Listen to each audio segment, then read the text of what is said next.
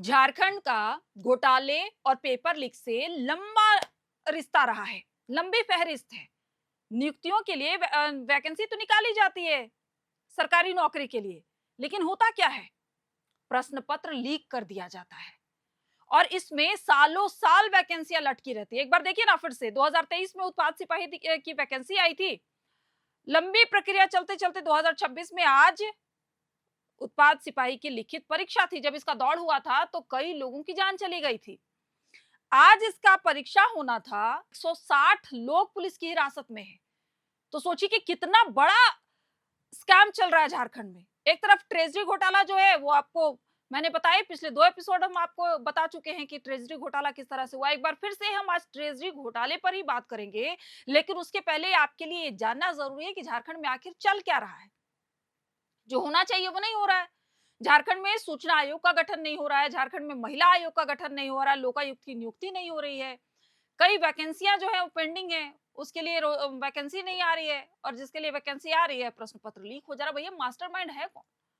कौन है जो सिस्टम में इस तरह से छेद कर रहा है? सिस्टम कितनी बड़ी लापरवाही हो जा रही है। झारखंड ट्रेजरी घोटाले पर पिछले 2 वीडियो में हमने आपको बताया था कि कैसे एक अदना सा सिपाही डिजिटल डकैत बन गया। हमने आपको यह भी बताया था कि कैसे 30 करोड़ की मलाई अपनों के बीच बांट दी गई। लेकिन अगर आप सोच रहे थे कि खबर वहीं खत्म हो गई, तो नहीं, आप बिल्कुल गलत थे। आज हम इस एपिसोड में बताएंगे आपको उस अपडेट के बारे में जिसे सुनकर आपके होश उड़ जाएंगे। पिछले एपिसोड में तो हमने आपको यह बताया कि कैसे शंभू ने सिस्टम को हैक किया और ट्रेजरी में करोड़ों का घपला किया। लेकिन आज इस एपिसोड में हम बताएंगे कि शंभू ने सिर्फ खजाना खाली नहीं किया, बल्कि सरकार के नाक के नीचे उसकी जमीन भी लूट ली।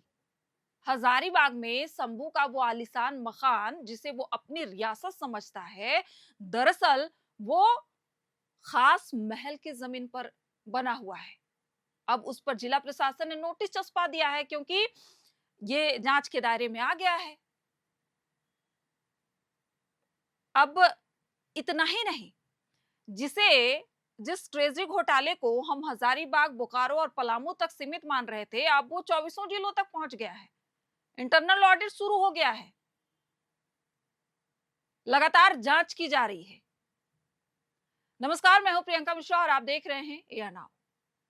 जब पाप का घड़ा भरता है तो उसकी आवाज बहुत दूर तलक जाती है। झारखंड ट्रेजरी घोटाले का मास्टरमाइंड सिपाही शंभू कुमार, जो फिलहाल जेल की सलाखों के पीछे है, अपनी जालसाजी का हिसाब दे रहा है। उसके साम्राज्य पर अब बुलडोजर वाली आहट सुनाई दे रही है। बुलडोजर चलाया जाएगा, नोटिस चस्पा दिया गया है। शंभू ने ना सिर्फ सरकारी खजाना लूटा, बल्कि सरकारी जमीन को भी इसने अपने बाप की जागीर समझ लिया। दरअसल हजारीबाग में शंभू का जो आलीशान बंगला है, उसे देखकर कोई नहीं कह सकता कि एक सिपाही का मकान है।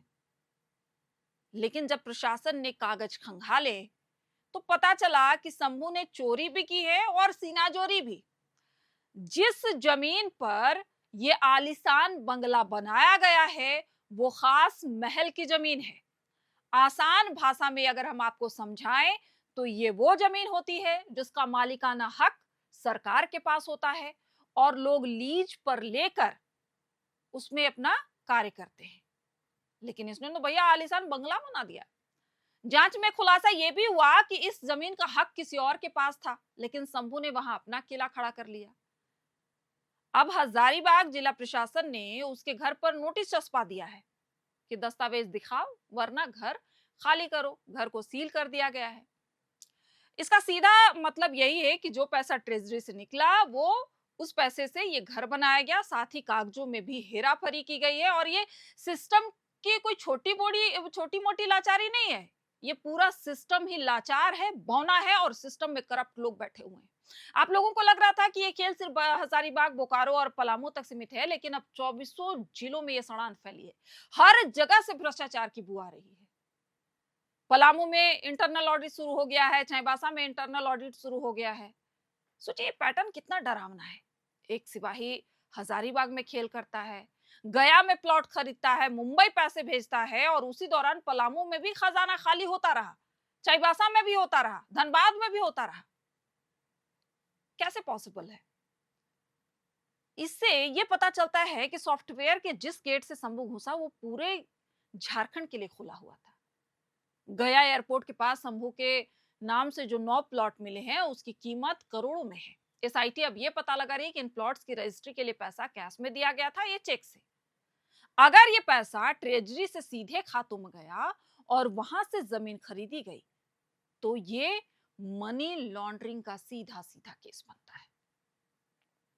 शंभू फिलहाल जेल में है, उसकी पत्नी जेल में है, लेकिन उसके रिश्तेदार और मददगार बाहर हैं। चाहे वो बैंक के लोग हों, ट्रेजरी के अधिकारी हों, या वो बड़े नकाबपोश अधिकारी जो पीछे से मलाई खा रहे थे, क्योंकि अब इसका तार बिहार से जुड़ गया है, अब इसका तार महाराष्ट्र से जुड़ गया है, उनका बचना अब नामुमकिन है। प्रशासन अब इन संपत्तियों को कुर्क करने की तैयारी में है। शंभू ने अकेले नहीं बल्कि एक पूरा नेटवर्क बनाकर पैसा फैलाया। यहाँ हम आपको कुछ खातों के बारे में बताते हैं जिसमें पैसे ट्रांसफर किए गए। इसमें गया का जो बिहार है वहां के अनुग्रह कॉलोनी का एक खाता बरामद हुआ है।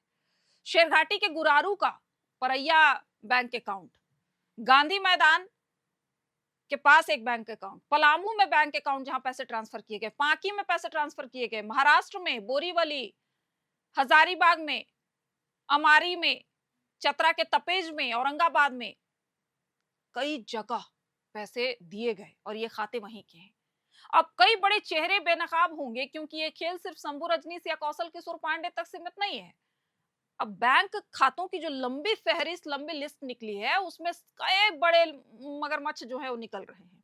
हम बार बार आपको बता रहे थे कि एक अदना सा सिपाही बिना मिली भगत के, बिना बड़े रसूखदारों की मदद से इतना बड़ा कांड कर ही नहीं सकता। ये एक पूरा नेटवर्क है जो सालों से इस झारखंड को खोखला कर रहा था। ट्रेजरी में दीमक की तरह लगा हुआ था और पूरा ट्रेजरी का रकम घपला कर रहा था। इसमें बड़े बड़े अधिकारी शामिल हैं। अगर जांच सही से हुई तो सभी सलाखों के पीछे होंगे, और अगर इस जांच में भी कुछ भ्रष्ट अधिकारी शामिल हो गए तो लीपापोती हो जाएगा। ये घोटाला सिर्फ 30 करोड़ का नहीं है, ये घोटाला पूरे सिस्टम की मिलीभगत का है। कि अगर जमीन खास महल की थी तो भैया घर का नक्शा पास कैसे हो गया? कोई तो पास किया होगा ना, सीओ के पास गया होगा, कैसे पास हुआ? मोटेशन कैसे हो गया? अगर ऑडिट 7 महीने पहले हुआ तो ये आलीशान मकान किसी और की नजर में क्यों नहीं आया? और सभी जिलों तक ये ट्रेजरी का सड़ांध कैसे फैल गया? ये भ्रष्टाचार हर जिले के ट्रेजरी में कैसे हो रहा था? ये सवाल झारखंड के मुख्यमंत्री और वित्त विभाग से भी है। कमेटी तो बन गई है, नोटिस भी चस्पा दिया गया है, लेकिन जनता को इंतजार है उस दिन का कि जब लूटा हुआ एक एक रुपया वापस आएगा और ईमानदारी से काम करने वाले उन पुलिस कर्मियों को उनका बकाया वेतन मिलेगा।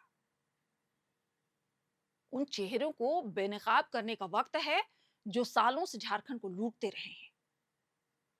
ये झारखंड का कड़वा सच है कि एक सिपाही जेल चला गया, उसके घर पर नोटिस चिपक गया, गया कि वो प्लॉट चिन्हित हो गए। सुनने में लगता है कि भैया अब तो न्याय हो गया, लेकिन नहीं, असली सवाल अभी बाकी है। बार बार हम ये कह रहे हैं कि क्या आपको लगता है कि एक सिपाही बिना किसी बड़े अधिकारी के, बिना किसी बड़े अधिकारी के साइन के, बिना किसी ट्रेजरी ऑफिसर और बिना किसी बैंक मैनेजर के मिलीभगत के 30 करोड़ जैसा अमाउंट घपला कर सकता है? मुमकिन ही नहीं है। पच ही नहीं रहा है। आप भी इसको सोचेंगे तो 10 बार सोचेंगे कैसे हो गया भैया? एक पूरा सिस्टम काम कर रहा था। तो शंभू तो वो मोहरा है जिसे आगे कर दिया गया। जो असली शतरंज के खिलाड़ी हैं वो अभी नकाब के पीछे हैं और फाइलों में दुबक कर बैठे हैं। दुख इस बात का है कि इन चोरों की वजह से उन हजारों पुलिसकर्मियों और क्लर्कों का वेतन रुका हुआ है जो ईमानदारी से अपनी ड्यूटी करते हैं। आने वाली जो त्योहार है, बच्चों के फीस है, रूम का रेंट है, राशन है, वो कैसे चुकाएंगे? सरकार कमेटी कमेटी खेल रही है, लेकिन जनता को जवाब चाहिए कि भैया ये 25 सालों से लूट चल रही थी और आपको भनक नहीं लगी। ऐसा हो नहीं सकता। आपका सिस्टम कैसे काम कर रहा था? सवाल तो बनता है। बाकी इस खबर पर हमारी नजर बनी हुई है, आप क्या सोचते हैं? क्या एक बुलडोजर सिर्फ एक सिपाही के घर पर चला देने से इस फाइलों का निपटारा हो जाएगा, या उन बड़े मगरमच्छों के बंगलों तक भी ये बुलडोजर एक्शन जाएगा, वो बड़े मगरमच्छ जो हैं वो बेनकाब होंगे, सलाखों के पीछे होंगे। आप क्या सोचते हैं? कमेंट करके हमें ज़रूर बताइएगा। आप सभी का बहुत-बहुत शुक्रिया।